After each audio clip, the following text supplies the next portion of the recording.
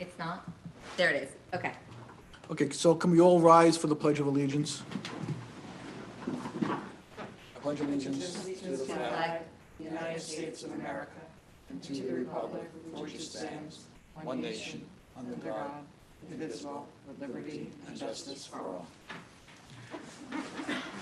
I just want to highlight regarding the agenda, we're going to move the advice of counsel discussion to immediately after the discussion section. So for those of you who are here for appointment session, sorry, for the appointment section. So for those of you who are here to participate and watch the rest of the meeting, I would advise you probably to tune in or even come back if you like around 7:30, because I think the advice of counsel meeting will take that long. But it's hard to say. I apologize for this, but we've had to address some issues that are necessary for us to go forward with the meeting. So let's move on with the appointments.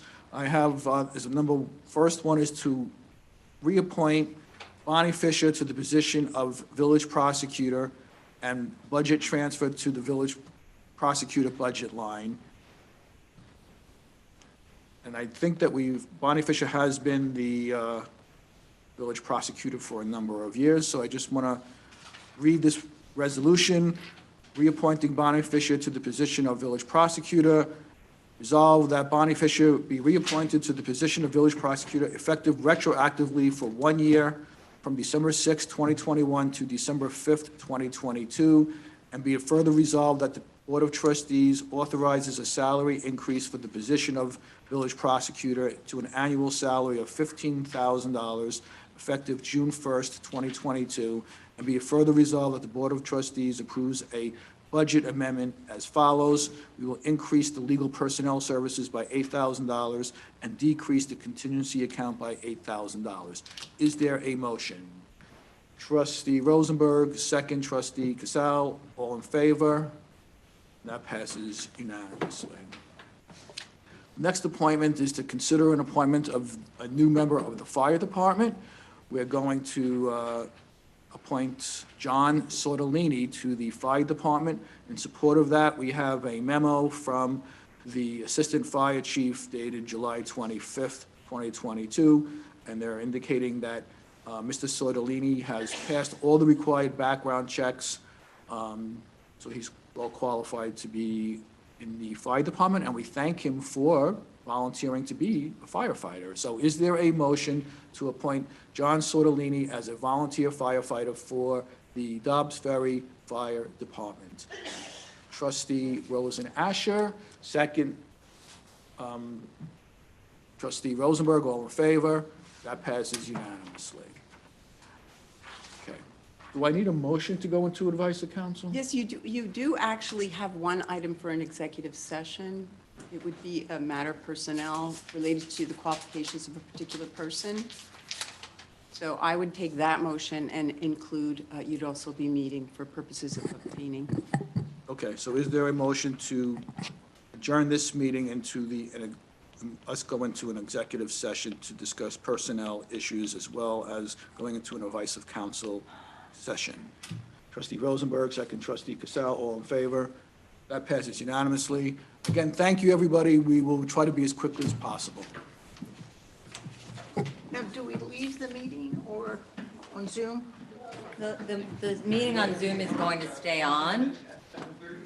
Yeah. I can rejoin it. It'll be easy just to They rejoin. never sent an email out. No, Didn't get it. no, very late. I didn't get it if it came out later.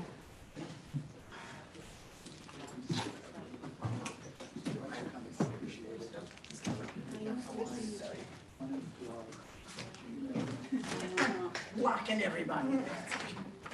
Something on.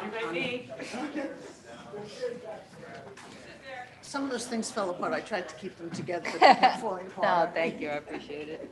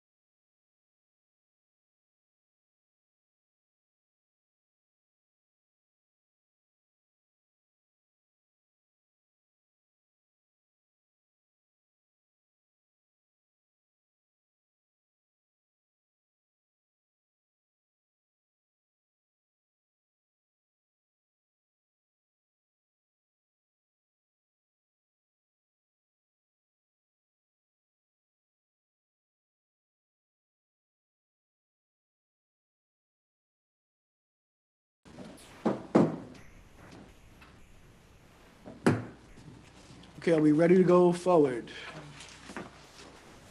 Yeah. And for the record, Liz, we had a vote to return to the regular meeting. It was a motion by trustee Sullivan, seconded by trustee Rosenberg, and all present voted in favor. Okay.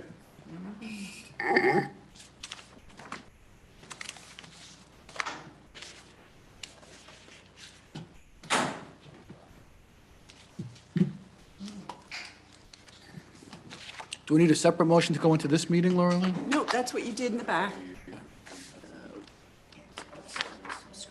Was Patino and, Taylor Larry present? Taylor. Larry was present, Mike Patino was not. Yep. Yep. What's happening? Oh. Let's try this again. Update on the dog? Open He reached out to me. meeting, Seneca out thing. video. Did you appoint a trader? What's going on? Not yet. That's right, remind me of that. We have to check with, You don't know, okay. You haven't heard I anything. feel like we're in the dark all the time, like I don't know any proof, I don't ask questions. My job for a living is to ask questions, I don't wanna do it as a trustee. I'm serious. Okay. I think there's nothing. What? You know what I'm Something saying? should be It's happening. someplace, but it is someplace. But if it had been raining somewhere, then I knew what the status had been, then I can go back to, do you remember every single detail of everything that we hear? Don't you think there's an email somewhere? I don't think so, I feel like it's something we talked about when we were talking about the Nicole and Seneca. We were talking about the one up on, by Larry, too, what street was that, Oh, that's, by him, the river, you know what I'm talking about? Good, good. You have 30 minutes, Mayor, make it fast. I will. No, Nicole said it's gonna be the longest meeting ever. I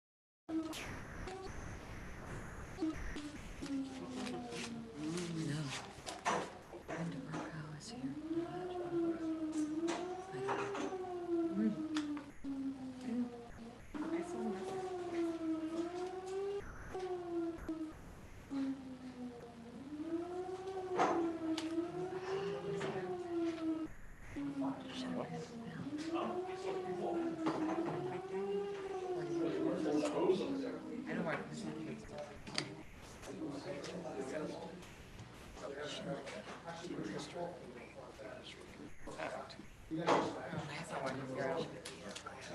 John, I hate to ask you, could you close the two doors? Can you close those doors? Close those doors. Where is it? These streets are all wrong. They're not the way things go. At the very top. Whole Street. There's a house on this lot. And Okay, I apologize to everyone for the delay. We had to address some legal and personnel issues. I left off during the appointments. I forgot to mention one appointment, which is announcing the appointment of Edward Trader as a member of the Ad hoc Downtown Committee for a term of 1 year. He met with the nominating committee, and the nominating committee has recommended that we appoint Mr. Trader to the Downtown Committee. So as of today, it's effective. So I want to thank him for volunteering to join our committee, and I hope everybody else considers joining one of our many committees. Next is a presentation regarding a proposal for the Little White Church Cemetery. Melissa, you want to take the lead on that? Yes, I believe there are people online as well, Linda Borkow and Tamara, the conservator. Anyway, I met with Ms. Borkow, I don't know if they're on. I met with I did email them and told them about 7:30. But I met with Ms. Borkow and the conservator that they were able to find to help improve the Little White Church that is village-owned. It is in disrepair. There are many of the gravestones that are broken and, oh, there's Linda. Hi, Linda. And the proposal is, we've gotten a plan to help fix part of the cemetery this year we will get a proposal to help fix the rest of the cemetery over the next few years so that we can budget properly for it. But Linda, if you have anything to add? You're on mute. All right, there I am. Okay. Yeah, I just want to say that it's been a long process to try and bring the cemetery up to the maintenance level that, that would be appropriate for the village. The last time we did work was in 2016. And actually, under Mayor McLaughlin, he found some money in the development fund, and I was unable to find a conservator who had the right skill sets to address what we have. It's a little more complicated with our cemetery, which was neglected for decades and has so many broken pieces. We work off some of our studies from 1990 to figure out how to restore some of the pieces. So when I did speak with Tamara Conde, who is here incidentally, I see her here, Historic Gravestone Services, and discussed the problems that we had and that we were trying to address. And her background seemed very appropriate for our situation, so I was very pleased and very happy we could have her make this proposal. So we do not have this money budgeted in this annual budget. So if the board was inclined to authorize this service agreement, this would be a transfer from the contingency budget line of $9,800 for the work for this year. Okay. That's for the restoration of 14 grave markers. I do think it's an important part of the village, and I do think that going forward, we should budget money not only for the restoration of the headstones, but also to get greenery in there and to make it a more welcome place. So, and I think we did receive an email also from someone suggesting we, hire a landscape architect to look at the whole situation, which I think is a good idea. So I think for next budget, I would like us to put funds aside to look at that cemetery from more than a restoration type of point of view and move forward from there. But for this, I'm certainly in favor of it. I'm going to make a motion and we'll see how. Yeah, I just want to say, I think you were, I don't know who else was on the board at the time when we started the Right. work on the White Church Cemetery. Yeah. And if people remember that far back, that was a disaster. It was an embarrassment. And the Brook House came to us and we worked on it and we made that beautiful little memorial plaza there. We stopped there for Memorial Day parades. So, it's a shame that it's gotten to, some disrepair, but I think it's time that we bring it back because it could be a real nice little gym, a little park. I know sometimes when I walk home from the village, I stop in there up the hill to sit and then to continue up the hill.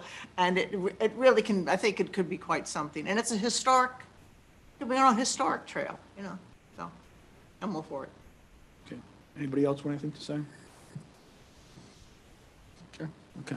So is there a motion authorizing the village administrator to execute a professional services agreement with Historic Gravestone Services for the restoration of the Little White Church Cemetery in the village of Dobbs Ferry, not to exceed $9,800, and to authorize the transfer of funds in the amount of $9,800 from budget line A to the budget line A7110.449 Parks Maintenance?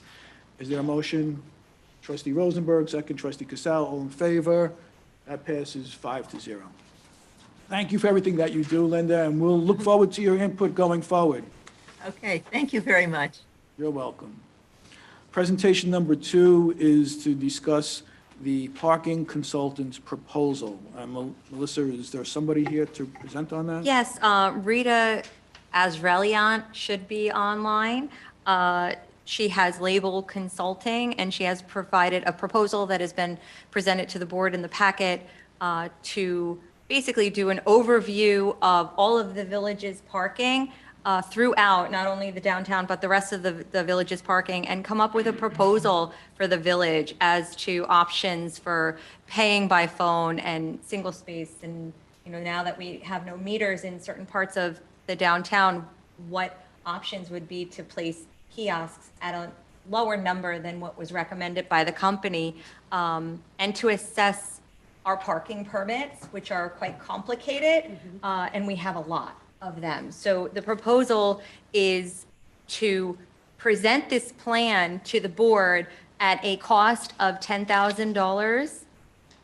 If the board, once we receive the proposal, if the board wishes to implement, then we would enter into another agreement with Ms. Azrelian to implement, or the village could take that responsibility on our own. Okay, so is she here, and do we want to, She's not on? Okay. okay. Do we have I did- references? Do we have references for Yes, the work? I have reached out to all of the neighboring municipalities as well as other places, and everybody has used Ms. Azrelian for these purposes. I did look into the person who did the last study that we had, and it's a different company now, and it's an engineering firm. So it's not really on point with what we're looking for.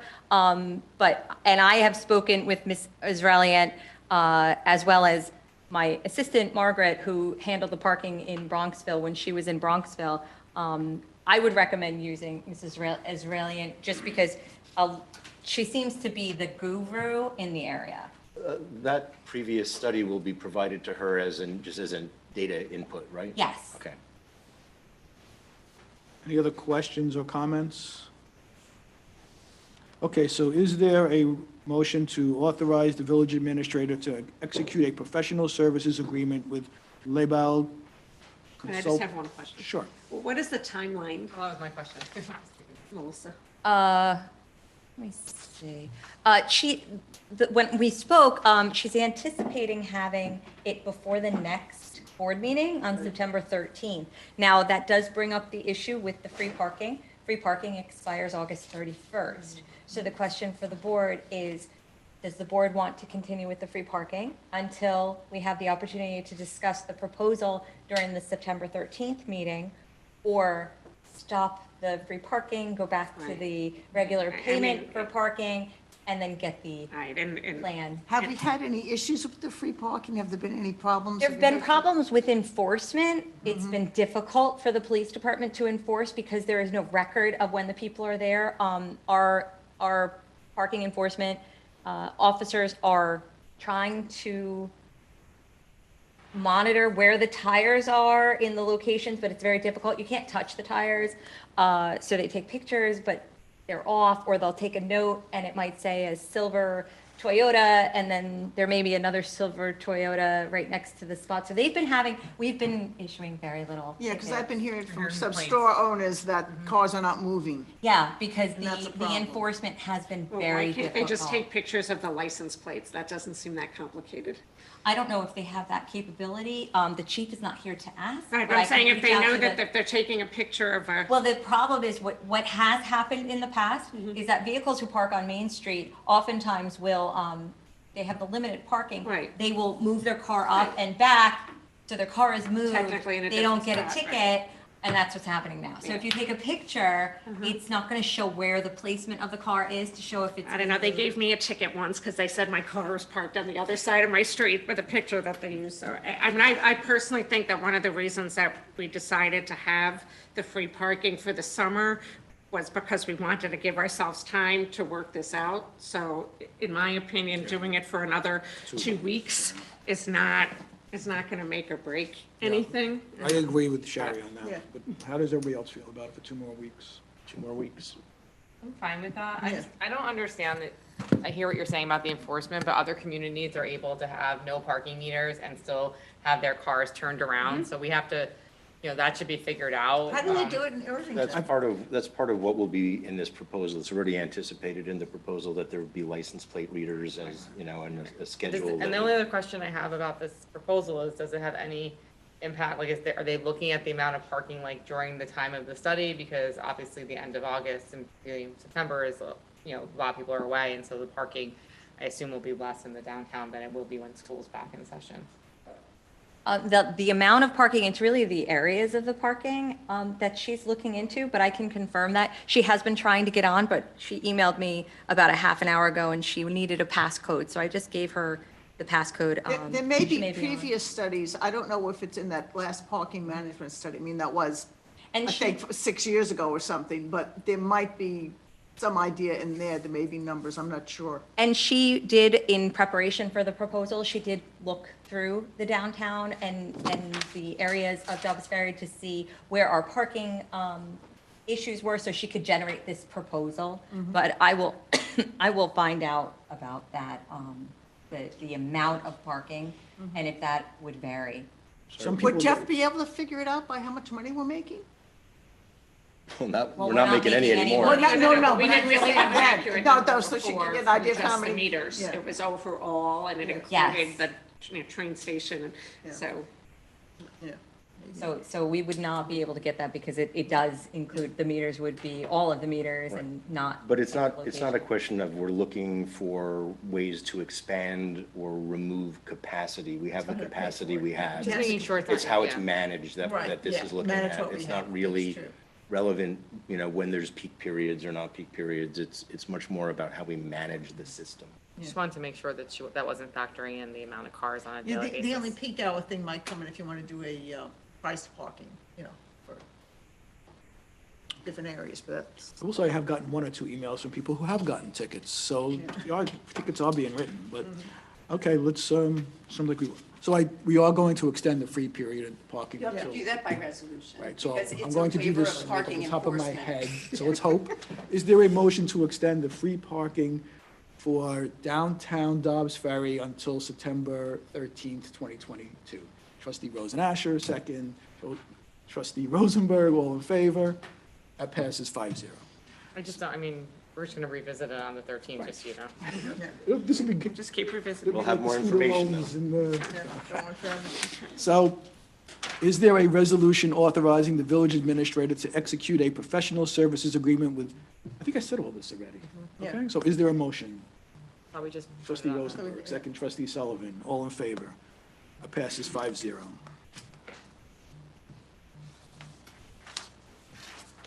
Now we have a presentation on 41 Allen Street. I don't know, is anyone here to present for 41 Allen Street? Patty was sending someone. Okay, Is somebody online? What was his name? it's Patty. Bradley? Is Bradley online? Patty. From Gotham, not Oh, it's Patty. not Patty? It's his associate. Can you promote him to the meeting? I have just been promoted. Thank you. So yes, I'm Bradley Olson. I work at Gotham Design with Patty. So I am here to present for 41 Allen Street. Okay, welcome, and the floor is yours. Thank you very much. Let me share my screen. All right. You should see, hopefully, a map of the neighborhood around Florence and Allen Street. Yes. So what we have are two existing building lots, both 50 by 100. One improved with an existing house, the other vacant. And both of them abut a former paper street that has been demapped by the village, which is Steiner Place.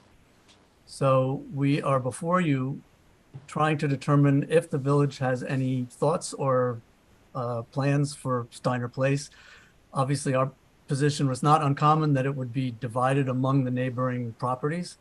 So we've shown a portion of Steiner Place, which is to the center line of the road, that we would like to combine with the two other building lots. We're not increasing density, we're not changing zoning, but what we'd be doing is enabling at least one better, larger building lot so that we could provide bigger side yards and the like, and possibly even actually taking the existing house has a non-conforming side yard. So it could be that instead of simply adding 25 feet from half of Steiner Place to the 150-foot lot, we could actually re-subdivide the two existing parcels plus the section of Steiner Place and have the house that's there now on a wider lot, which would enable it to be compliant. We could actually get this, the side yard requirement that right now is, it's decades ago, but it's deficient. And if we can actually make it compliant, that seems like a nice thing to be able to try and do. So, we're looking to see if, with Steiner Place having been demapped, if that's something that the village would consider in terms of a transfer to these owners for that section of the street. We know there's a process that needs to be done. We know there's a lot of documents that need to be provided. We're looking to get feedback because it's the Board of Trustees, is our understanding, who would actually make the decision on any transfer of property. And then, of course, we would know we would need to go to the planning board for any re-subdivision of the property.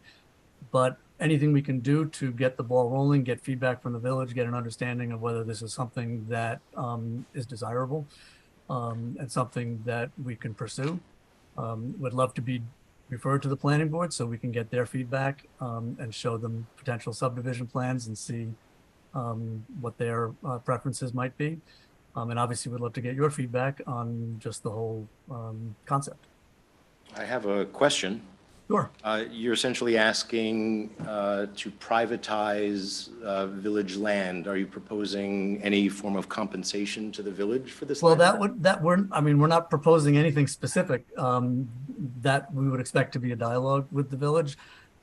It's not uncommon when a street is demapped that it actually, sometimes it reverts automatically to the neighboring properties.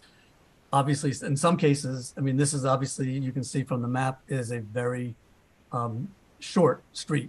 So there's only 3 contiguous properties, but you can imagine if a longer street were demapped, you could end up with, many, many more adjacent properties. And depending on the size and location and shape, there might be other potential uses for it.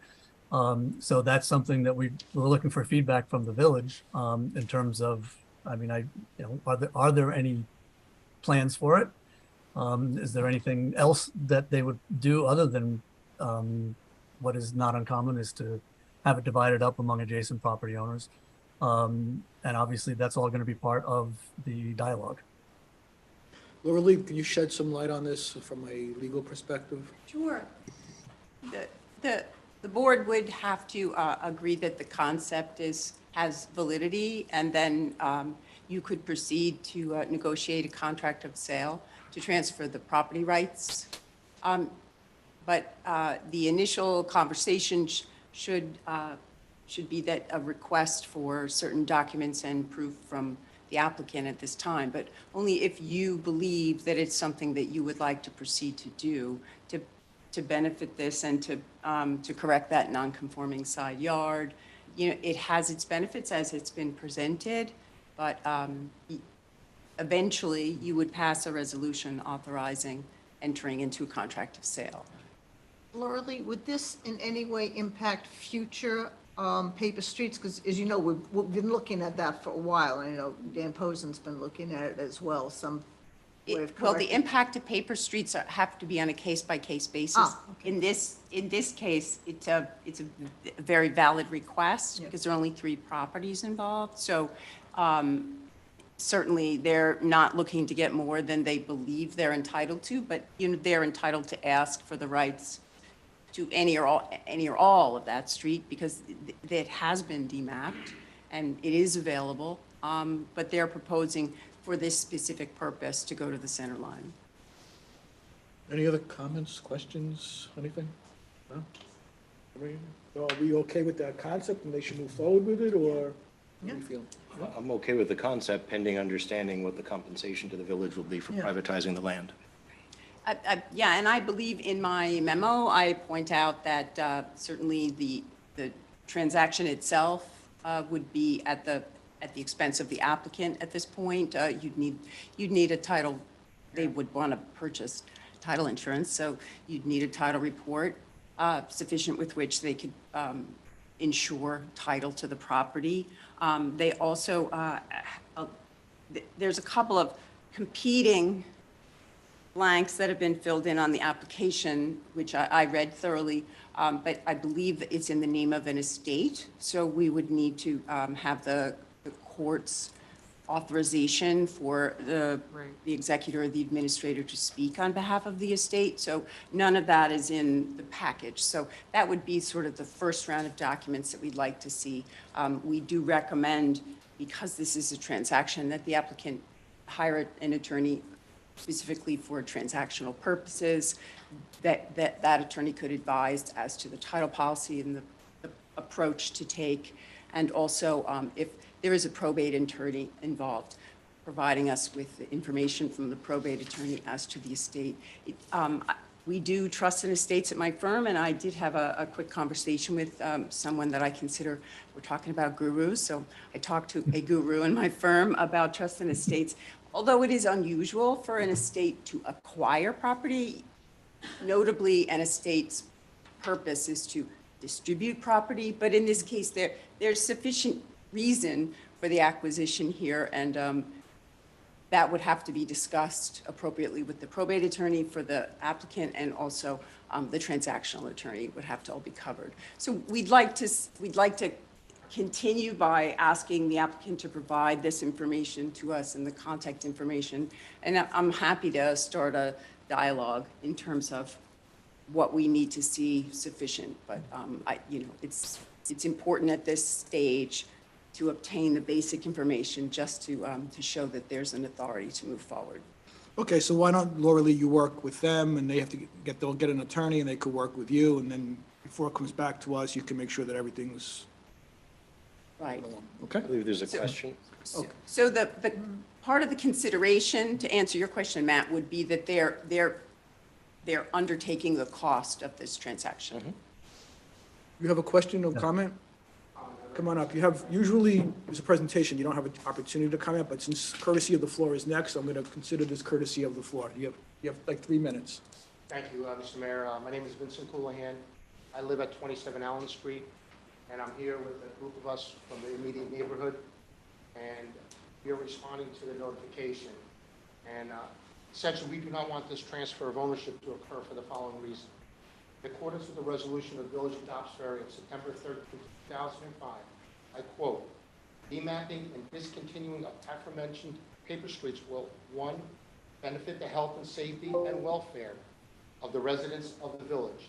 2, ensure that the remaining undeveloped land in the village is properly protected, and 3, maintain the unique aesthetic character of the village." That's from that resolution from 2005, 17 years ago. I was involved in that issue. That directly impacts this and multiple other streets in the Dobbs Ferry, so we don't have rampant development. That's the heart of the matter here. Okay, I understand that they want to do something. There's another issue here. There's a couple of issues. There's a sewer line that runs down Steiner Place. I know that because 37 years ago when I built my house, I had to tap into Steiner Place. That's the same sewer that supplies Lawrence and Gleason. There's also a storm drain running right down the middle of Steiner Place. And there's also utility easements. There's no guarantee if you transfer this property that will be protected. Even though you're going to tell them that they may have the rights, but there's no guarantee that, at least today, we know it is protected. And that resolution presents that to us. Additionally, the owner of 41 Allen Street, this is where it really gets it. East side. He's the owner of 41 Allen Street. Okay, don't have to point, we got it, okay. Okay? The tax map in Dobbs Ferry is inaccurate. It should be 00 Allen Street. It's misleading. I went around and I collected a petition for this matter. And the number of the people are here. and I'm going to present that to the village with copies.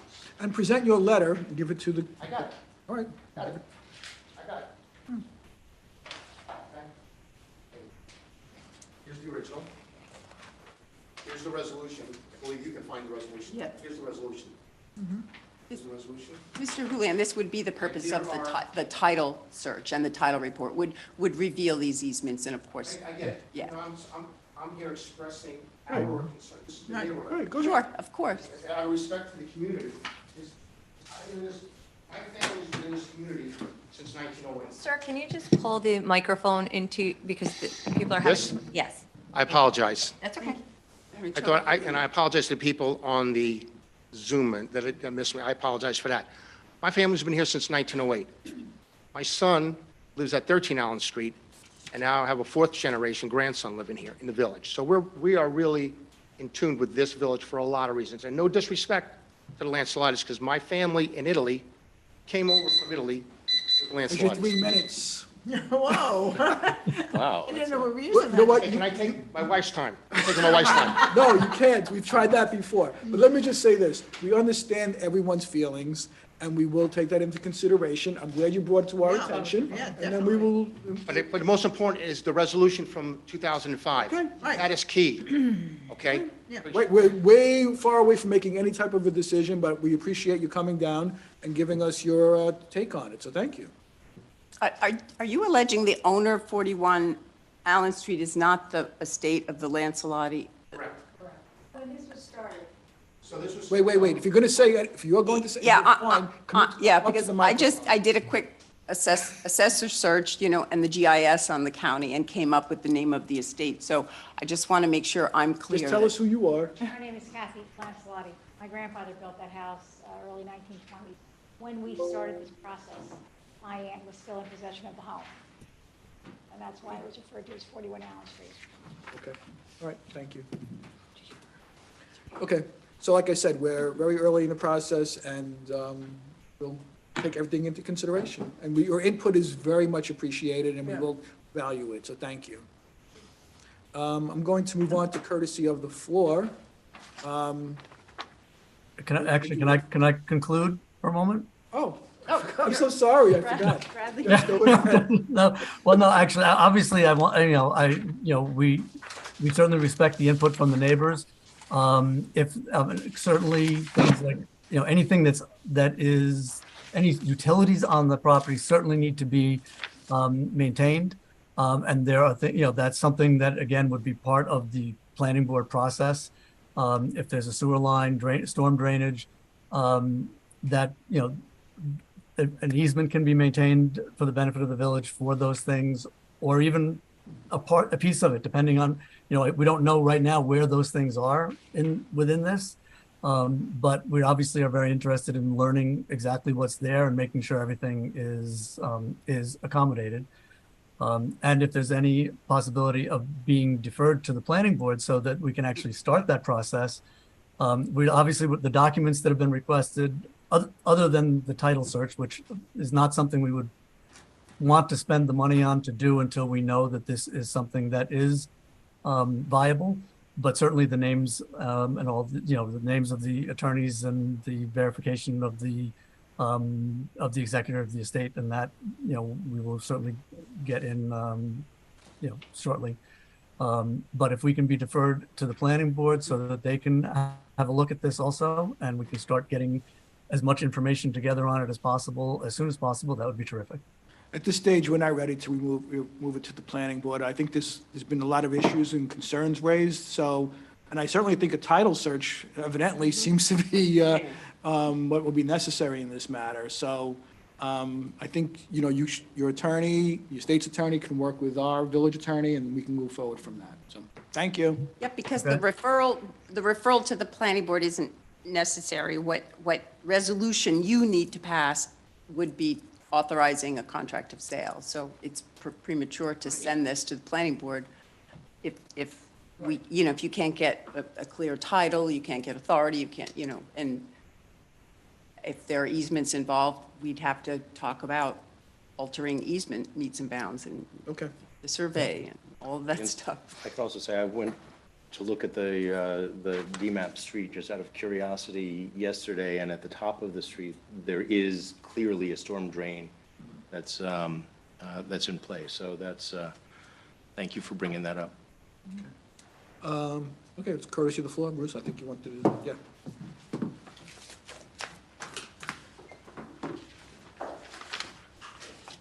You can unshare your screen. Oh, Say what? thank you. Yeah. Thank you. I'm good. Tell us who you are and where you Oh, live. Bruce Richards, 153 Main Street. I'm here tonight to encourage passing of Resolution 13, which is for the bollards in front of my home, 153 Main Street. In 1972, when the ramp was installed on the old library and a curb was bumped out by 4 feet, these were originally installed. There were 3, and they were, I believe they were 6-inch, but they were cement-filled bollards at that time. In the 20 years I've been there, all have been struck by cars turning wide on that street because cars coming down, well, it's not actually west, but westbound on Cedar, making that curve, number one, they're usually speeding. Number two, they swing wide just because they're speeding. Currently now, you now have a loading zone across the street from this bump out. So now you've got a truck that's usually parked a little out from the curb. So now the egress on this intersection is quite narrow. So with the buses, the fire trucks, EMS, all the larger vehicles having to swing out around this loading zone, you've got cars now continually swinging wider and wider to avoid that because they don't have a stop, and it's a blind corner. So I'm asking that this resolution number 13 please be instigated because I have, on that corner, I have 20 to 25 people every morning and every afternoon picking up children. And the crossing guard can't be sort of watching every area all the time. So the bollards might actually help save somebody in that tragedy because, as I say, they have been struck. It's not a hypothetical. And so I would just like you to approve that, authorizing that village amendment, if you would. Okay. Thank you. Anybody else? What up? My name is Ann Schneider, 100 Belden Avenue, and I was here last year when Pietro Place flooded. It was a disaster. My house was fine on the corner of Belden and Pietro, but many houses on Pietro Place were totally flooded. At the meeting here a year ago or whenever, you said that you would approve like 800,000 or some amount that sounded pretty good, and that you would have drones flying over the area to find out more about what happened. So I'm not sure what actually has happened in the year. As I said, I'm fine. But I worry about the future and the amount of water. I just met the lady before who's talking about water that came down from Beacon Hill and flooded the pool and everything. So something needs to be done with Pietro Place. And we are doing something today. Item number 14, we'll approve some funds on that. So we are going to take some action on that today. Did you send drones? I don't know what they did to, I don't think they've started the actual investigation yet. I don't know if they will use drones or what. It's been over a year, and I know. water keeps coming. I We mean, haven't. Last year, the houses on Pietro Place flooded. This July, they flooded again. We have taken some measures, but we will take more measures today, so thank you. Just know that it's extremely important. It is. And I would We know. thank you. Thank you.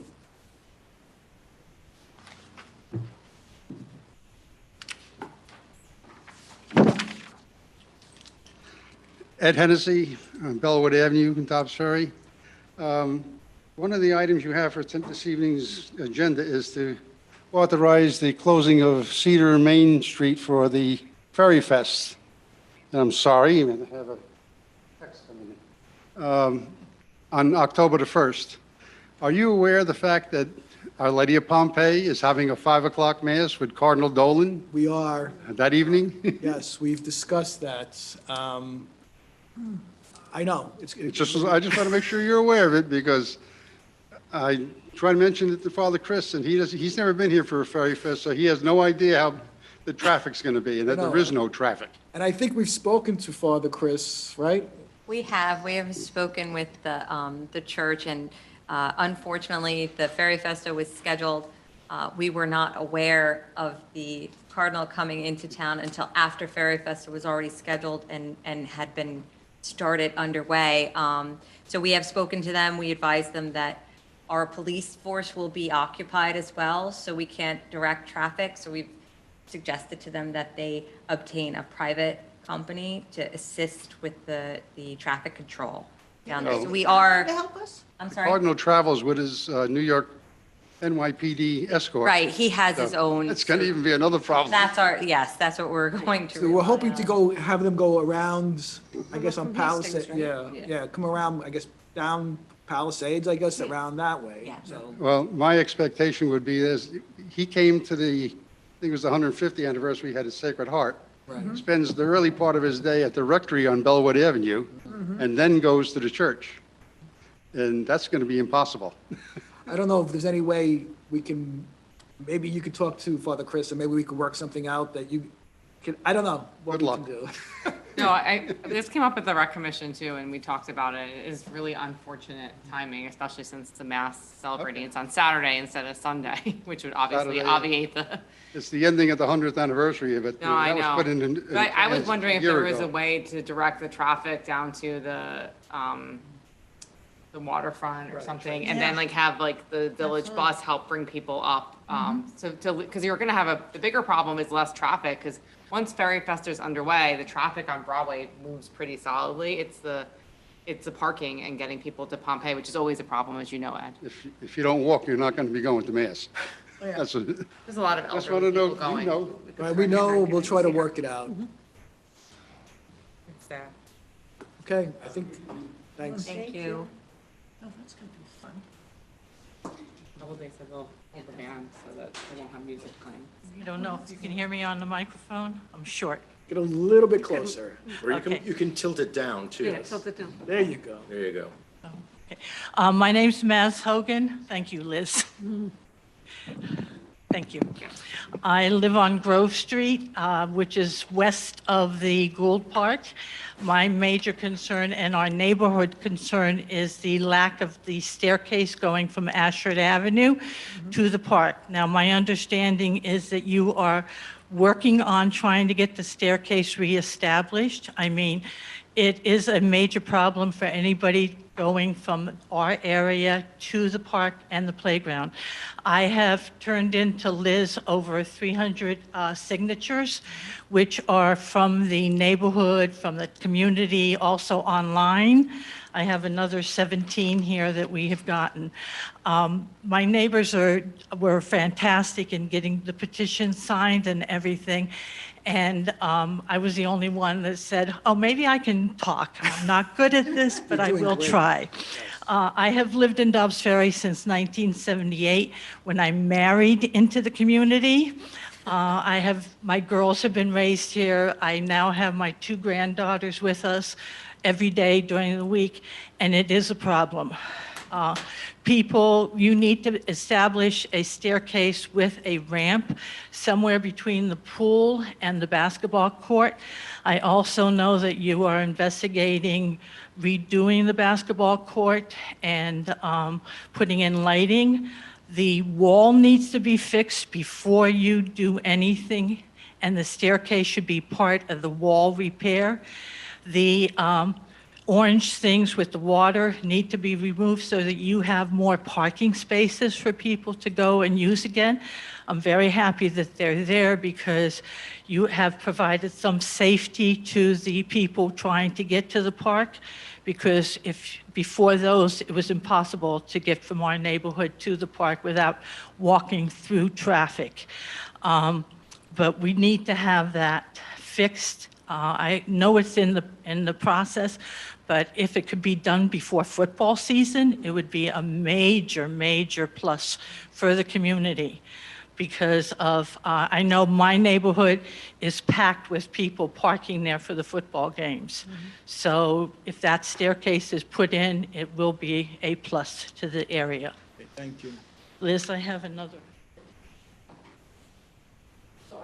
No, you did great. Thank you.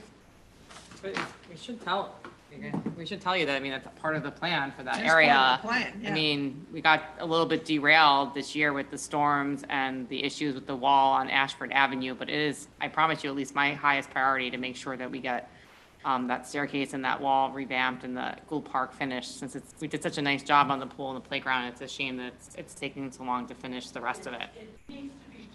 Yep. Well, we can't fix it, we can't fix the stair now while the wall's not secure, and we're doing a study to do that, yes. And staircase Yeah. part of the wall, because that should be put right in there. Okay, let's move on. Bruce? Absolutely. Hey, Bruce, thank you.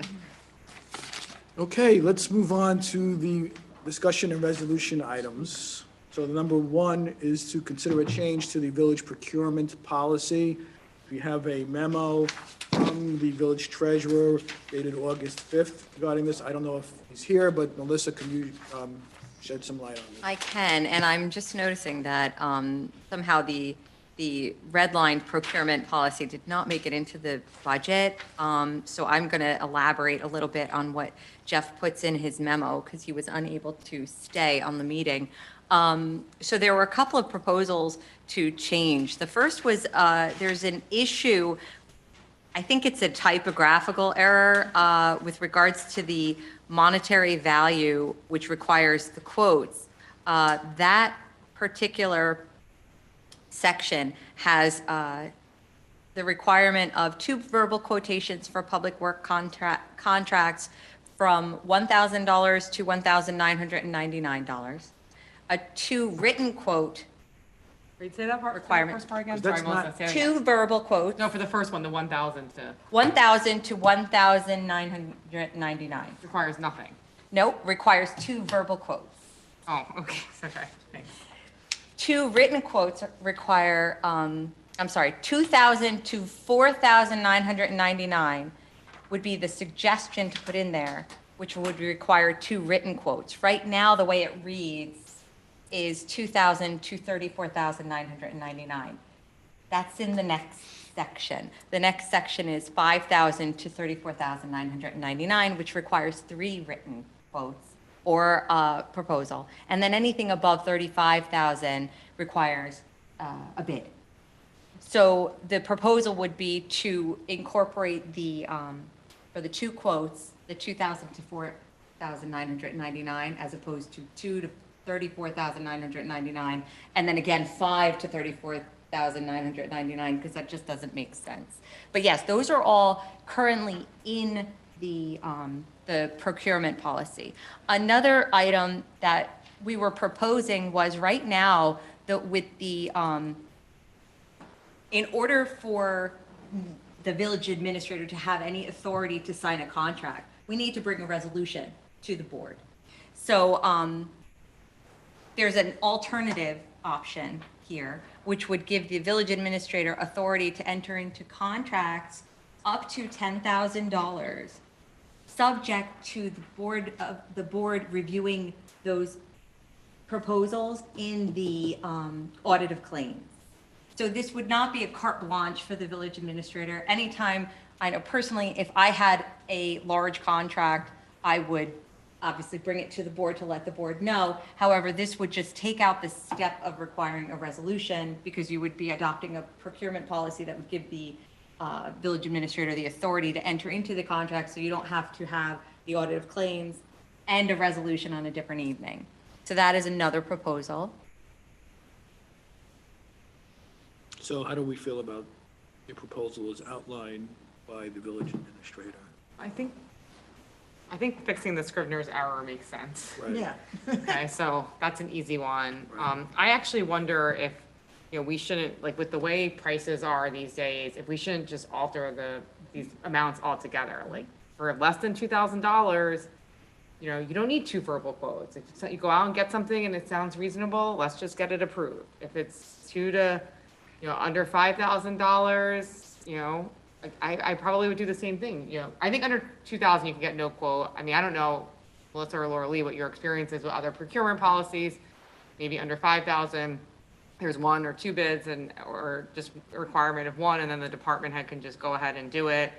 And then, over 5, two. It just seems like getting 3 for certain things can be overly burdensome and cumbersome, and it hurts the village overall. Like, obviously for major purchases, 50, 100, we're gonna want to have multiple bids because we have fiduciary obligations, but these under $10,000 to me seems like, just doesn't seem necessary, and I'm fine with the under, $10,000 or $35,000, whatever it is, having the administrator make the call on those, subject to us reviewing the audits. God bless you. Yeah, I have a question. I mean,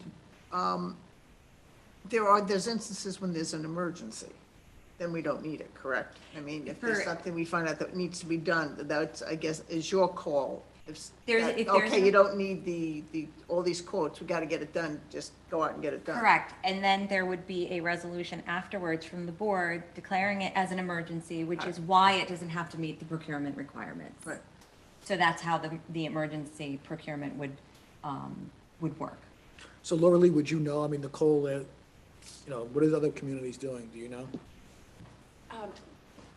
I think it's really the satisfaction of the treasurer to be sure that it meets New York State general municipal law and finance law. And I also think that, it's the treasurer that would have to defend this in an Office of the Comptroller's audit. So if, these are things that he's recommending, obviously he has looked at the risk assessment. I'm sorry that he had a conflict tonight and cannot chime in, but he's passionate about this. My only comment, and I made this to him a couple weeks ago, you recently made a change in the credit card amount, and it makes sense to me for the bottom number, that 2,000 number, to really reflect, I think, the action that you've already taken. That's sort of a logical number. That was it, 3,500? 3,500 as the minimum. Right. That's what you're saying. So what I'm saying is maybe the bottom number instead of 2 could be that 3,500, because you've already weighed in on that in a public meeting and decided that makes complete sense. Meaning that under 35, I don't think I was at that meeting, so under 3,500, you don't have to Correct. get approval for anything. Then it would be. I mean, one bit, you don't have to get more than. Right, it would be the treasurer to review and your village administration to have the autonomy to proceed with something that is at that number or below. If it made sense, again, on a case-by-case basis. Sure, well, I would suggest then that, and I can bring up the conversation with Jeff, that we should have his input on some of my suggestions concerning the amounts for purposes of tonight. I'm okay with the proposal, but I think we should look at the amounts and whether these amounts make sense or they're just too small in 2022. Yes, and just for clarification, the treasurer currently has authorization under 2,000, and then it goes to the village administrator above that. So it's still reviewed by someone. It's not just carte blanche to buy whatever. No, I'm talking more So about even getting the if you, bids. but the thing is, I need, anytime it comes to me, under these guidelines, I need at least 2 quotes. I know, that's what I want to fix. Yeah. Yeah, and it does make sense because the administrator's office works very closely with the finance office. So, the interaction there to be sure that Jeff is comfortable with the procurement, comfortable with the contract. These annual maintenance contracts that come in quite routinely, and often we have the chief standing and waiting for that to be approved as part of your resolutions. Those are quite common. They come across, as long as they come across the desk and there's not something in there that's just a little outrageous. I did pick up a mistake recently on something that came through, which had a 38% increase in the second year, and I caught it. So, having sort of a team looking at this from the different perspectives necessary is, I think the checks and balances, and if Jeff is comfortable with the checks and balances, it seems to me. Jeff's gonna jump back on. Oh. He just good. texted me. Lucky him. Did he know what he was walking into? Yeah, I texted him about it. See if he was available. He said he's gonna come back on, so any questions can be Are referred we okay with the to. 10,000? You were asking for 10,000, right? That's what was proposed, yes. Are we okay with that? Is So that too you're much? proposing that so that we don't have to, it saves a step? Is that, It does, it would, and it it would, would expedite the process? it would. We still retroactively approve it, though. It's not, it doesn't come, Right. it comes across our desk. Correct. It goes through the audit of claims, but it just alleviates the need for the resolution authorizing the We don't village have to, like, wait administrator for a to enter meeting. into the agreement, correct? But you'd have to go through the audit of claims. But you could always do that you could always do a resolution No, retroactively. but Yes, you can. But you're not saying do a resolution, you're just saying let's do Yeah, audit of then claims. I Correct. need the Yeah, but resolution. who's reviewing the audited claims? Exactly, I that'd be review the them. next step. Yeah, well, we used to have you and Larry review Right. them So then every, I'd have to pick another you have to person pick to two do that. people. Yeah. Yeah, I've worked in other communities where a different trustee was assigned to review them. every month. That was my Every job month. when I was the trustee, but. Yeah, and We it, do every month someone different. because I can remember the trustees coming in and picking up the books and going down and opening. Hi, Jeff. Someone could volunteer. Hey, Jeff, what happened to the tie? He took his tie. Yes, I So- did.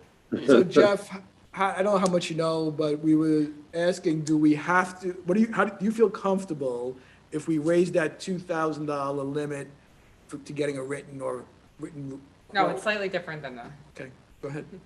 I think like, Melissa went through the different tiers, and I'd say for like under 2,000, you don't need to get even two verbal quotes. You could just get one quote and just get it done. And then maybe under 5,000, you only need one. Okay, so can I just jump on that quickly? We're not talking Only if you're gonna say about, yes. we're talking individual purchase, Yeah. not like 5,000 penny items. So Yeah. an item that's $2,000 or more, or up to, wait a minute, 2,000 to, I forget right now off the top of my head, but 2,000 to 4,999 is the 999, proposal, right, requires right. 2 written quotes. right. A purchase at minimum 1,000 to 1,999 require 2 verbal quotes right now. Yeah, I mean, that's just going to a catalog or online and you know, and getting information. It's nothing, I don't think that's super taxing. And, you know, and I looked at some of the surrounding, like Ardsley and I think it was Irvington. Theirs are, my recollection is Irvington was a little more restrictive even. And Ardsley's was very similar to what we currently have. I think I've just So- heard concerns over the last year about like sometimes having trouble like getting the number of bids that are required because people don't want to Okay. come out and quote it. And so Yeah, I'm just but you trying know to think of what? ways to streamline it in a way that makes us efficient. It doesn't take you and Melissa out of the process. It just takes out the But you know the what? number Here's of the thing. quotes. Here's the thing though. If they attempt to get the 3 quotes, okay, and 1 or 2 of them don't show up, there's a process to write it up that you attempted, they didn't get a quote, and we're going to recommend the 1 quote that we got. You know, it's not as restrictive as it's made to sound like, as far as I'm concerned. I think this, personally, I don't necessarily agree that it should change much.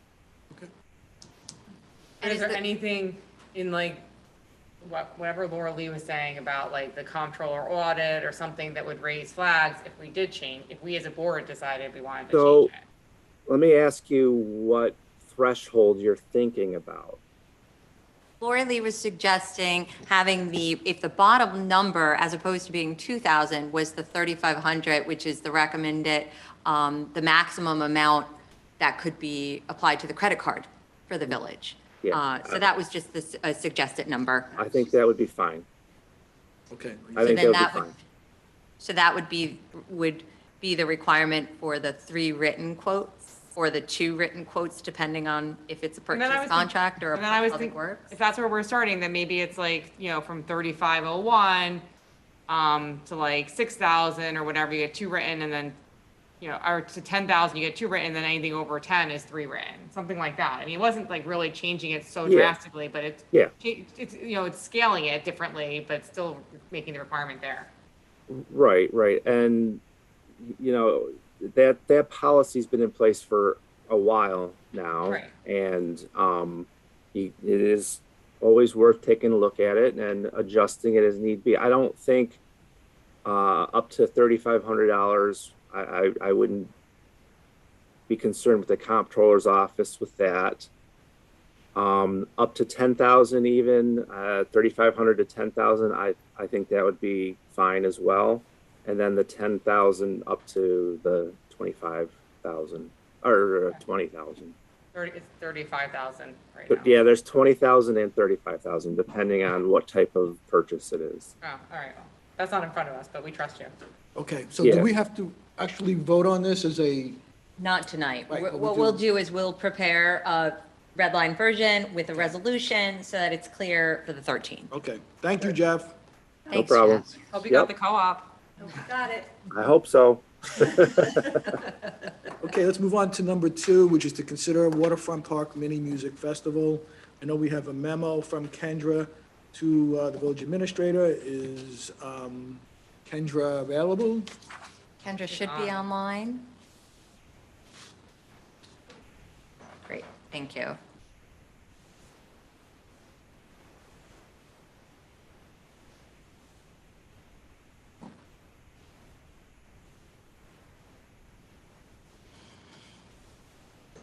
You said she is online, right? Yeah, okay. Kendra, can you hear us?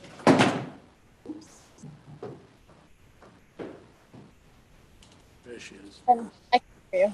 Hey, Kendra. So can you take a few moments and explain to us what this is all about?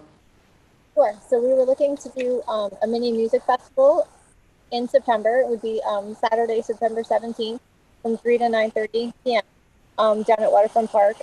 It would be in conjunction with or with help from a local resident who is looking to book the bands for us, kind of help organize it. Our contribution would be $5,000 towards the music, and then also the overtime cost. And also what? The overtime for DPW and the police. Yeah, it's hard to hear you, Yeah. Kendra. Sorry. Getting like Okay. every other word. Can you tell us, is this, because I'm not sure I'm following it, is this like someone's making money off of this? I mean, what, is this a for-profit thing by this person, or what's that all about? Any money, it's just something that they really wanted to do and see down there, so they're just volunteering their time. They aren't making anything from it. We can't I hear think you. you're saying that they're just volunteering their time and they're not making any Are money? they a not-for-profit? Are they a 501c3? They're an actual not-profit organization that's doing this? Or is this an individual? No, I think she's going to form an LLC, but she's just a volunteer that's going to help us. Like, she knows some different bands, and she was going to help book them for us, so she's not getting any money from it. Is this money How in are the they budget? promoting this? Because I mean, I haven't heard anything about this until we saw your letter, and it's a few weeks away. So how are they? We haven't done advertising until it's approved by you guys. So is this like an organizer, like for the jazz music series, where we pay the organizer and the organizer does everything soup to nuts? Is that? No, this is, well, she's volunteering to help us organize it, but she's not getting paid. Is this something They're that asking for money for the bands. So The they're bands not- I mean, the that's money's not the going- same thing. Yeah, the money is going to the band, and not to the person. All right, so it's a volunteer is going to come forward to do some organizing for this Correct. festival. I have two questions. And I forgot the first one, so you can answer the second one, which is, I wasn't at the last rec commission meeting, but I know you brought this up. So what was the rec commission's feedback on the event? They were okay with it. They were good with it. Yeah, I have a couple of questions. When you think of yours, you can pop back in. One, is the money in the budget for this, in the rec budget or something for this? And two, you mentioned food, truck vendors and stuff. What are the fees for the truck vendors? And are there special, like, event fees that we can make some of the money back, essentially? The first one, yes, we have money in our budget. We can cover the 5,000. The overtime cost, we're hoping to come out of the celebrations line. I'm not sure what is left in that one. We can't, wait, hold on a second, because there's a siren And going. we can't hear you anyway. Could you just start your answer again? There we go. I have the $5,000 in my budget that I can cover that. And I was hoping that the overtime cost could come out of the celebration line. And what about fees for the vendors, for the trucks, for the food So trucks? we wouldn't have as many vendors as we did for the food truck festival, but a lot of them have already paid the $100 peddler's permit fee. But my thought is that we could come up with another special events fee. We've been talking to Melissa about it to charge extra money. So if we, I don't know, wanted to make it $50 or $100, then we would bring in potentially some revenue. And it's a free event for anyone going to it, other than if they want to buy food? Correct. Can I ask you this question? So Mark Morganelli, when he does the concerts, is there an insurance implication? So, because he's, at least he's a, not-for-profit, an established not-profit with, That's a good question. yeah, so especially if there's food, they want alcohol, maybe there's music. Right. So Laura Lee, we have a question about insurance and things of that nature. Right, they would have to apply for an event license if they were going to serve alcohol. Who's they? They being. But they who? Like, The it's not an vendor. organization. The vendor applies. There's not a vendor. This is Right. this is person. essentially is the She's- recreation department putting this on. Yeah, with But the one help of, a volunteer. one of the food trucks may be vending alcohol, so there would have to be a proof of an event, a license from the For the food SLA. trucks. If there's a vendor at this event serving alcohol, they have to provide proof that they've obtained a license in order for this specific event. And part of that, and part of the peddler's permit that all of these vendors get, includes proof of insurance, which is always presented along with the But application. that's for the trucks, but Right, for what the about the event music? itself, are we covered? You have liability coverage and premises coverage. But this is a village under the- event. Because it's a village Because it's event. a village event. That's, yeah. Okay. I don't know, it's very short timing on this. I know, I'm just, as someone who Turn worked around. peripherally in the music business for a very long time, it's a very short window to promote a new event. So are they thinking it's just going to be Dobbs Ferry people? Are they trying to make this a bigger thing? Is there a marketing plan that they could show us? I mean, we would just advertise it through our regular So I would process. just throw in that, because I know the person, I'm not friends with her, our kids went to school together since preschool, so I know her. She is in the music industry, she's been in the music industry for, 20, 30 years. Her and her husband have a band, I'm sure they have the proper connections to get, good bands there and spread the word, in addition to whatever Kendra normally does, to get this stuff, to get people at our normal events at the waterfront. Okay, so just so I'm clear, the 5,000 is coming out of your rec budget, and you're asking for us to cover the overtime, right? Correct. Okay. Correct. If you want to try, if What's in the celebrations budget? I mean, do we have the money? Jeff's still there. Jeff is there, and he indicated that we could take the money, well, Jeff, you can, I see you're coming on. I think that you said, you indicated that we do have the funding in the, Yeah, there should be money. There's money available in the celebrations line. I actually would probably pay for the 5,000 out of the celebrations and then the overtime out of recreation. Would that work for the recreation budget? Because or I guess it's essentially the same money. I think there's another $1,000, right? Kendra from the ambulance corps indicated that there was $1,000 because the ambulance corps should be there for these events. And they indicated that if they have to pay for staffing and they cannot get the volunteers, they advised us that it would be $1,000. I don't know if you had a subsequent conversation with them after that email that we received. I sent him an email asking for a breakdown of it, but I have not heard back. I did hear from Joe Rooney, who said he had been on vacation, but him and I could talk about it after, when he got back. Okay, so what are the thoughts? Anyone?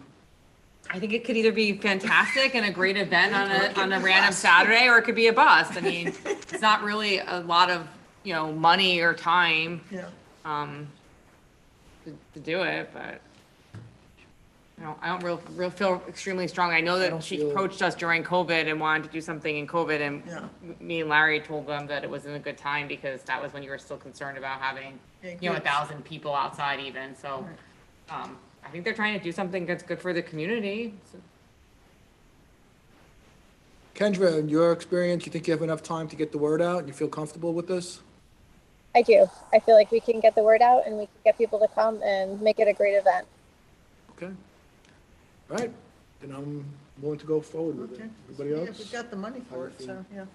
I don't know, I just feel it's a very short turnaround to try to put on a music thing. I love music festivals. I wish we could have music every single weekend, and I'm at the river every week with North Morganelli, but it's just a short turnaround. But if it's a Parks Department thing and they're gonna do it and they're gonna take responsibility for promotion and marketing and safety and, all those things, then, if we have the money. But I also think that we want to think about, other people who may come to us with other events that they want to do when they, want us to help partner.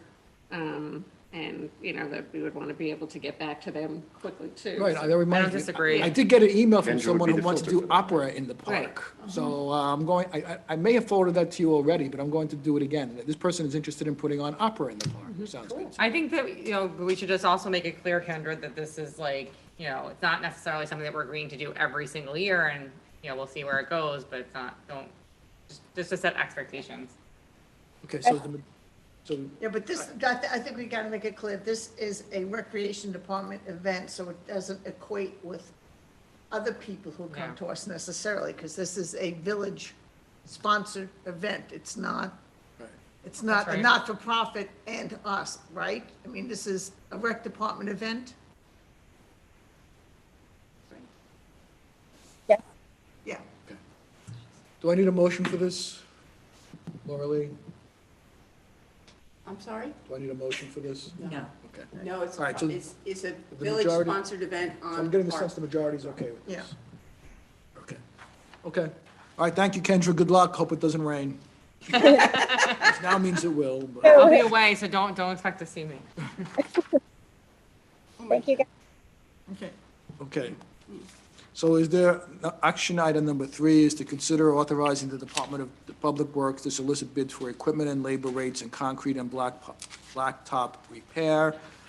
Steve, do you want to come up and tell us about it, or?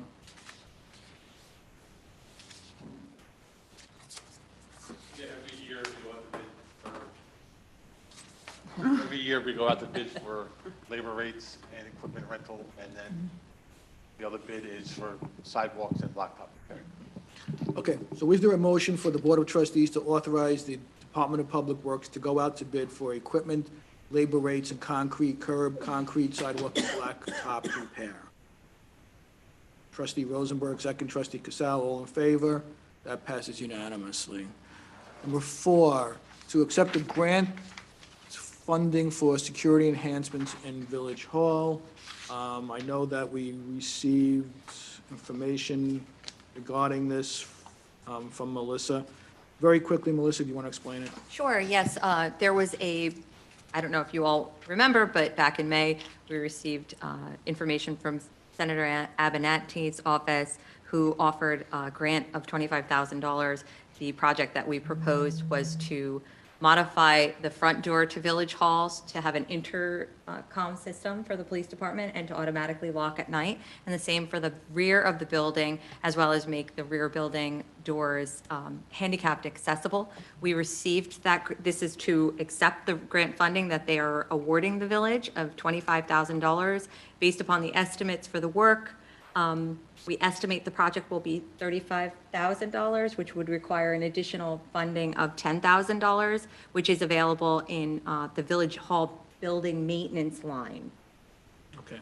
So is there a motion authorizing the village administrator to enter into an agreement to accept $25,000 in grant funding from the New York State Division of Criminal Justice Services and to move $10,000 from the budget line to the proper line associated with this cost? Is that okay? Trustee Rosenasher, second. Trustee Rosenberg, all in favor? That passes unanimously. Action item number 5 is to consider a maintenance agreement with Global GIS for the village's Zoom room. I think it's self-explanatory, with the memo that we have. So is there a motion to authorize the village administrator to enter into an agreement with Global? I have a question for, is this the people who are currently maintaining our Zoom? Are we happy with that? We are, they created the Zoom room. If we were to go with another entity, I think it would be different equipment that they would require us to have. When we had the issue with the microphone, they did work for hours over the course of 3 days to try to determine what was the issue, and they did resolve it. I'm not going to fight with Melissa, but it has not seemed like it's been a particularly good system to me. Oh, yeah. Do you want to not approve this, and then we can put it out to looking for other things? What do you guys want to do? I mean, I don't know enough about what it takes, but I do know that we've had our share of issues, so I'm glad that they fixed that one, because that was particularly troubling for me as someone with a hearing impairment to try to deal with that. But it makes me wonder, I mean, this is so, the whole technology is so common now, there's so many, companies that do this. I mean, if you say you're happy with it, but, I was not here when the Zoom room was installed. Obviously, this was a rush thing when COVID happened. I don't know what the village went through when we obtained this company to do this particular room. I don't know. Jeff is on the, Yes. the Zoom. I think the company does a very good job. We had a part failure that caused that sound issue. That could have happened with anybody. And the reality of it was they had approached us early in the spring about renewing with them then, and we didn't do it at that time. It seems to me that it's a good idea to have them work with us, in case in the future if we have a part failure again. okay, because the sound to me is not great now, so I would want them to come back, and it doesn't seem very clear to me. Yeah, and, I've had to adjust my hearing aids twice during this meeting to try to hear people. Okay. The issue of the microphones was a bad issue, but so was the issue of the meeting that kept on going offline over and over and over again. And So again, that actually had to do with the internet provider. George from A1 looked into it, and it had to do with a large download that had happened, and that kept cutting out due to throttling, I believe, to be honest with you. That's what happened. Somebody was just BitTorrenting in Village Hall? No. One of the servers or some of the computers within Village Hall needed to update. And it was a large update. Okay, that seems fairly flimsy, but listen, it's not a lot of money. If the recommendation is to go forward, then I'm not gonna say Can I no. weigh in on this? As an attorney or as a? As an attorney, what? I reviewed a quotation and a proposal and marked it up. This is the exact agreement that I told you had those major increases in the third and fourth year. And they said that they would eliminate the third and fourth year and just do one. They did, and then I opted to present this to the board. The resolution does indicate that there is a price increase so that the board would know over the course of 3 years. If the board doesn't want to do over the course of 3 years, then we can modify this and only confirm the 1-year agreement. If I'm not a mathematician and I don't have my phone with me, so I can't use my calculator. If somebody would like to calculate the percentage increase for year 2 and the percentage increase thereafter in year 3, I think it's significantly higher than the kind of percentage increases that you usually see with the 3-year contract. I mean, it's essentially an extra $1,000 a year. So in year 3, it's 25% more than in year 2. In year 2, it's 33 or so % more than in year one, but At we're talking about 33% $1,000 every year. But it's 33% increase in a maintenance contract, a service and maintenance contract. I crossed it out, and I said they have to justify why you're seeking 38% in the second year. So if we move, Usually it's a 2 or 5%, or it's based upon the cost, you know, the adjustments, or, but it's 38%. Like, what additional things, and I asked them to provide a reason why the increase would be that significant.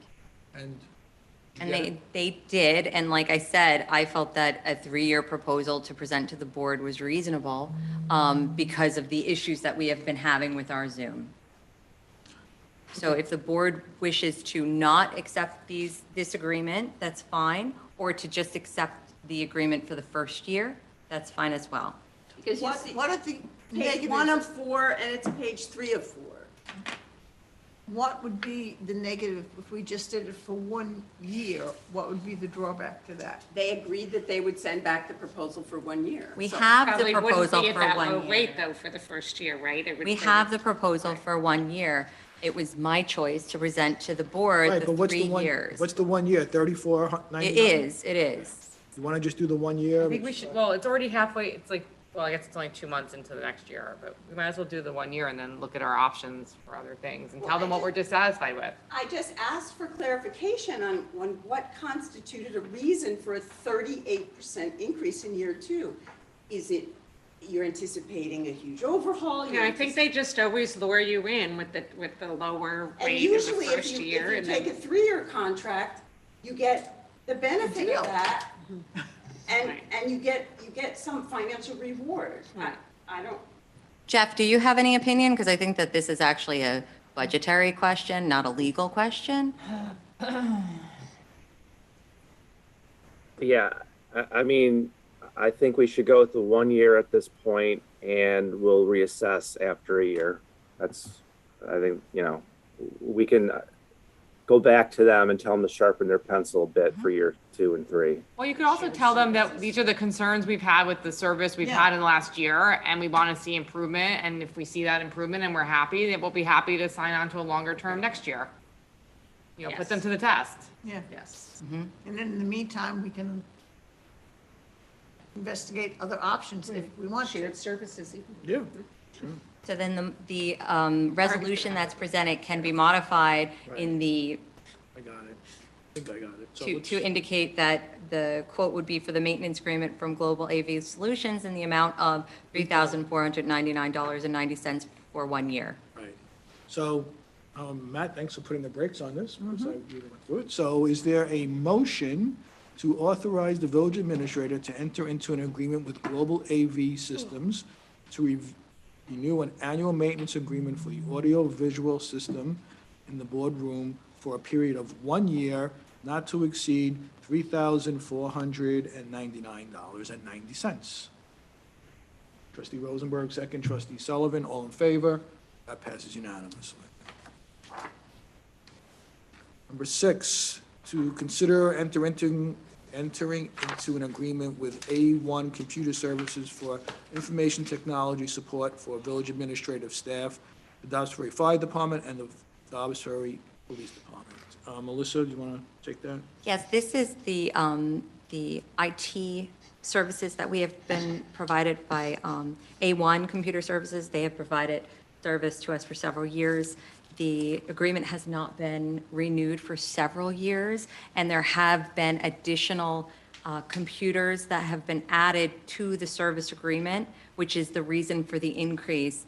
So they've added several car laptops for the police department, 3 desktops and laptops for members of the police department. There have been other, within Village Hall, there have been 8 desktops, 2 tablets, and just additional equipment that the company is required to maintain. So for that reason, the agreement would be for the amount of $25,000. I'm sorry, total it's $50,070, no, where's the total? Jeff, do you have that number? It looks You were like the it's one a who little- drafted It's this close to 60,000. resolution. Sorry. 25.2, 25.5, and 9, right? My- 25,200, 59,700. How much? 59,700. Mm-hmm. Yeah, $60,000. And Jeff has, the last time this was on several months ago, we had pulled it so that we can get more clarification as to why the cost was so high. And Jeff has been satisfied with the amount of services that have been provided that were not originally provided when we entered into this agreement. It's recommended that we enter into this agreement for this amount. So do we use somebody different for DPW in the rec department then? No, we use the same company. Oh, so they're included in the village? Yes, these Yeah, were just they're in Village addition, Hall. yeah. Okay, just Yes. checking. So the rates haven't really changed. It's the additional hardware that's in place within the village. And, you know, I think recollection is they've been around since 2010 or so. And there really hadn't been a change in what they build the village for that whole time that they've been in place. So, you know, they went back and looked and like, yeah, we're doing a lot more than what we had agreed to at the beginning because you've added a lot of stuff. You know, at Village Why Hall. are we only Servers. doing 1 year? Okay. Is there a motion to authorize the village administrator to execute contracts with A1 Computer for information technology support services for the period of 1 year commencing June 1st, 2022, not to exceed a total of $59,700? Trustee somebody. Trustee Rosenberg, second. Trustee Casal, all in favor? That passes unanimously. Discussion to consider entering into an agreement with Bowerman Cleaning and Restoration to remediate paper files damaged by water damage at the Embassy Community Center. Melissa, do you want to explain this? Yes, so due to some flooding that had occurred a while back in the Embassy Center, there were several files from the village that were destroyed. So we require the restoration of those files because they are public files and we need to maintain them. We had obtained, prior to my getting here, we had obtained an estimate from ServPro of $16,000. And then when they wanted to come and do the work, they tripled that cost. So I had many conversations with them when I started here to try to determine why. They could not give us a viable reason other than the fact that ServPro had changed hands. So they did not feel that they could meet that estimate. So Jennifer from DPW reached out to, because she had been working on this previously, she reached out to other companies for the cleaning and restoration of these files. And Bowerman Cleaning and Restoration offers us the lowest cost to do this of $24,840. Yes, it is higher than the $16,000 we were originally charged, but that is the lowest quote that we received. So there's a note in here that Belfour wanted an additional $93,750 to digitize the files. Do we not need to digitize the files? We may need, it would be great to digitize the files, but at this point, the main goal is to get them cleaned and restored. And what we were planning on doing is later on, we need to digitize all the files in Village Hall. That's why there are stacks of papers in the back that we're Gotcha. all Okay, so it's a scanning separate individually. I'm just confused though, because it says that Belfour's additional price, like, it says, I'm just confused by the memo. It's giving us an additional price to digitize, which is why their price in the quote attached is so much higher. So does the price quoted already include digitizing something? No, the 47,000 that's in the memo does not include the digitization, but the attached memo or the attached quote does. So if you look down, let me just get it. The attached quote is 141,000 for the digitizing of the files, which is an Oh, I see. additional I get it. 93,000. So Jen just wanted to explain to the board why the quote that is attached is so much higher, and it's because we're just going with the, It's past 8:30, I just can't process. yeah. I blame the mayor. I'm going to say there's only one person that's here past this time. So, Is there a motion to authorize the village administrator to accept a proposal from Bowerman Cleaning and Restoration in the amount of $24,840 for mold remediation of the Embassy Community Center files? Trustee Sullivan, second. Trustee Rosenberg, all in favor? That passes 5-0. Next is a request for a block party. Is there a resolution authorizing the street closure of Shady Lane between Meadow Way and Hilldale Road for a block party to be held on Saturday, September 3rd, 2022, between the hours of 3 p.m. and 9 p.m.? Trustee Casal, second. Trustee Rosenberg, second. All in favor, 5-0. Is there a motion to authorize the closure of Cedar and Main Street on Saturday, October 1st for the Ferry Festa? Trustee Rosen Asher, second. Trustee Rosenberg, all in favor. That passes 5-0. We have to discuss scheduling a public hearing to consider a local law to reflect extension of the authority to impose a hotel motel tax. I believe we were given, that law has been passed, and it's now for us to hold a public hearing so that we can consider a local law to reflect the extension of that. Is that correct, Laura Lee? This is to revise the legislative intent section only. You have an existing law that meets all the qualifications. However, when we looked at it, Melissa had asked me to look at it, and Jeff also, the legislative intent paragraph was specific to the actions you took the first time around. So we're trying to just broaden that language so it appears as each time a home rule request comes up and an extension is received, that you can proceed without passing another local law. Okay, so is there a motion to schedule a public hearing for September 13th, 2022 at 6:30 p.m. to consider a local law to reflect the extension of the authority to impose a hotel motel occupancy tax? Trustee Rosen Asher, second. Trustee Casal, all in favor? That's done. Is there all right, we had already spoken about Radish Health, and we know what Radish Health is, and we know what benefits it will bring to our staff. So we have to pass a resolution to authorize the village administrator to execute an agreement with Radish Health. So is there a motion to authorize the village administrator to execute a professional services agreement with Radish Health for provision of a concierge healthcare service that works in conjunction with the village healthcare insurance plan for the village of Dobbs Ferry staff? The cost of these services is $18 per month per employee, totaling $16,200. And this is just for 1 year, is that correct? Correct. Okay, is there a motion? Trustee Sullivan, second. Trustee Casal, all in favor? Just make sure that there's no, I'm sure you will anyway, but there's no automatic renewal in the contract.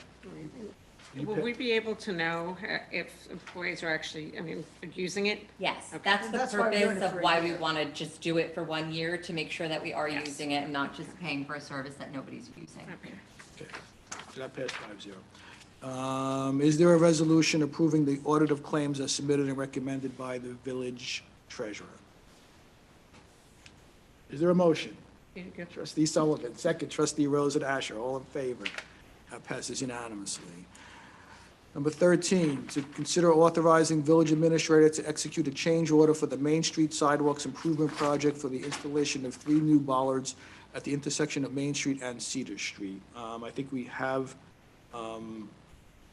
information as to why that is necessary. Does anybody have any questions as to that? Okay, so is there a motion to authorize the village administrator to execute a change order for the Main Street Sidewalks Improvement Project for the installation of 3 new bollards at the intersection of Main Street and Cedar Street? The cost of these bollards is $5,163.98, establishing a new budget total of $1,049,544.98. Is there a motion? Trustee Rosenberg, second. Trustee Casal, all in favor? That passes 5-0. Number 14 is to consider authorizing the village administrator to execute an IMA with the Westchester County regarding participation in the stormwater management law funding program for Pietro Place and Virginia Avenue infrastructure studies. Melissa, can you explain that?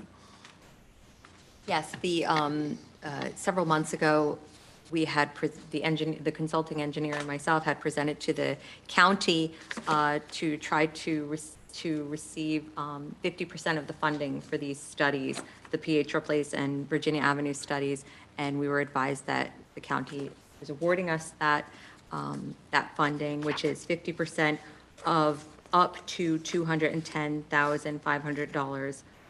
Anything in addition to that, the village would be responsible for. And this will allow our consulting engineer to proceed with the project. And maybe drones, so not So our share is 50% of the up to 210,000? Correct. Okay. So up to 210,000, they'll pay 50% of that. Anything above that, it's on us? Correct. Okay. Any No, wait, that's not right. Okay. The way you said that. Okay. I understand what it is, but that's not right. Okay. If it's 400,000, they'll pay. No, it's 50% of 210,000, so it's 105,000. That's all they're giving us. That maximum that we'll get. Okay. It's 105,000. Correct. Okay. Up Yeah. to- Do we think it's gonna cost more than the 200,000 or? We don't believe so, but when Just we curious. presented to the county, we presented every possible option so that they That's could, how they came up with that. yeah. Okay, so is there a motion to authorize the village administrator to execute the IMA with Westchester County regarding participation in the...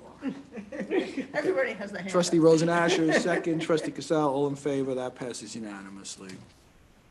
Number 15 is to consider a resolution accepting the resignation of Jean Nicholson as a member of the CAB. We have a letter from Jean resigning, and we're sorry to see her go. Donna, you have another one? Yeah, no, I worked with Jean quite a bit when I was liaison to the CAB. She's a very long-standing member of the CAB, has a lot of history, a lot of energy. She was an invaluable contribution, and it is a loss to see her go. And we want to thank her for all the years of service she gave us on the CAB.